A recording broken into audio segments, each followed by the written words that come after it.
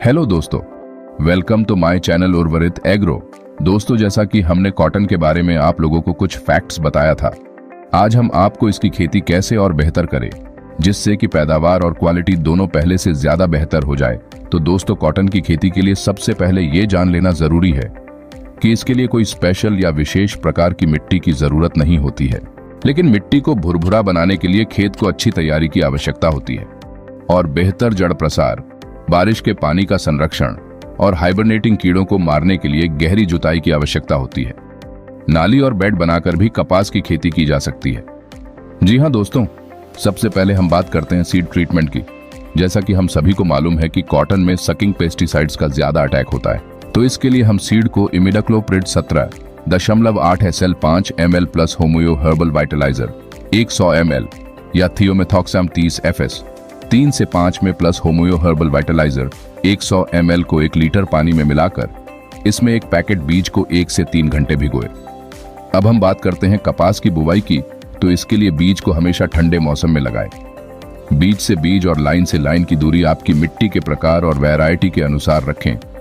बीज की गहराई 1 से 1.5 इंच से ज्यादा नहीं रखें।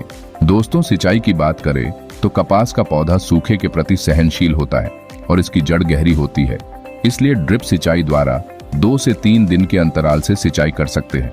कपास की बिजाई के बाद पहली सिंचाई मिट्टी के प्रकार, मौसम और वैरायटी के अनुसार 15 से 45 दिन के अंतराल से करें। दोस्तों, अगर हम ड्रिप सिंचाई करते हैं तो इससे हमें निम्नलिखित फायदे होंगे, जैसे कि जल्दी और एक समान अंकुरण, जल्दी गैप फिलिंग संभव होता है। पानी और उर्वरकों के नियंत्रित प्रयोग द्वारा फसल वृद्धि पर बेहतर नियंत्रण होता है।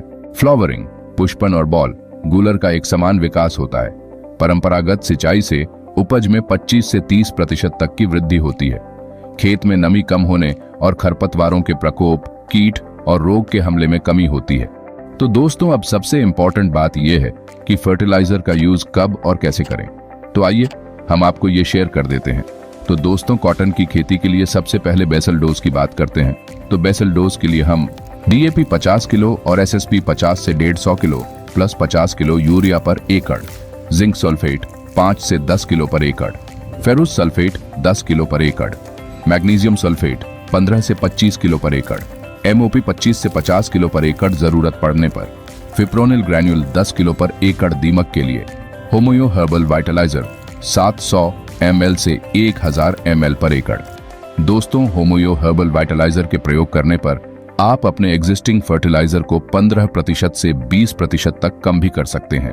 इससे आपकी पैदावार और पैदावार की क्वालिटी दोनों पर कोई इफेक्ट नहीं पड़ेगा। अब बात करते हैं कि ग्रोथ के स्टेज में क्या डालना चाहिए।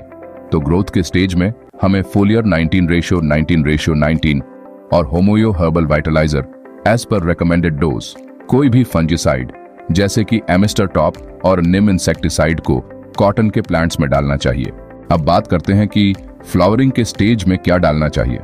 तो फ्लावरिंग के स्टेज में हमें 0:52:34 और बोरॉन 20% और homeo herbal vitalizer as per recommended dose और कोई भी पेस्टिसाइड्स को डाल सकते हैं। अब हम बात करते हैं इंसेक्टिसाइड और पेस्टिसाइड की, जो कि बहुत इंपॉर्टेंट है।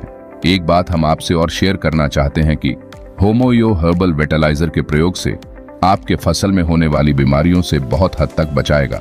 तो चलिए हम बात करते हैं इंसेक्ट पेस्ट्स की। जैसिड्स, एफिड्स, थ्रिप्स के लिए आप मेथिल डेमेटन और डिमेथोएट 200 से 350 ml पर एकड़, एंडोसुल्फान 750 ml से 1 लीटर पर एकड़ का छिड़काव कर सकते हैं।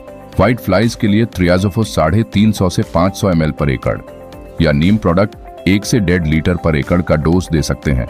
बॉलवर्म्स के लिए एंडोसुल्फन या क्लोरोपिरिफोस या फिर क्विनालफोस 750 ml से 1.5 लीटर पर एकड़, तीनों में से एक स्प्रे कर सकते हैं। और कुछ डिजीज जैसे कि बैक्टीरियल ब्लाइट के लिए स्ट्रेप्टोसाइक्लाइन 0.01% plus homeo herbal vitaliser recommended dose का छिड़काव करना चाहिए। फंगल लीफ स्पॉट्स के लिए कॉपर ऑक्सीक्लोराइड 0.25% का प्रयोग करना चाहिए। ग्रे मिल्ड्यू के लिए वेटेबल सल्फर 0.2% और कार्बेंडाजिम 0.1% का छिड़काव करना चाहिए।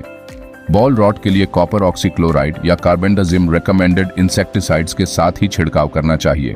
और अपनी कॉटन की यील्ड बढ़ाने के लिए कॉटन के फील्ड में फोलियर स्प्रे जैसे कि 19:19:19 का छिड़काव करना चाहिए। तो दोस्तों, अगर आपको हमारी दी हुई इंफॉर्मेशन अच्छी लगी हो तो जरूर कमेंट करके बताइएगा और हमारे इस वीडियो को लाइक, शेयर और सब्सक्राइब करें, जिससे कि हम आपके और करीब पहुंच जाए। धन्यवाद। जय हिंद।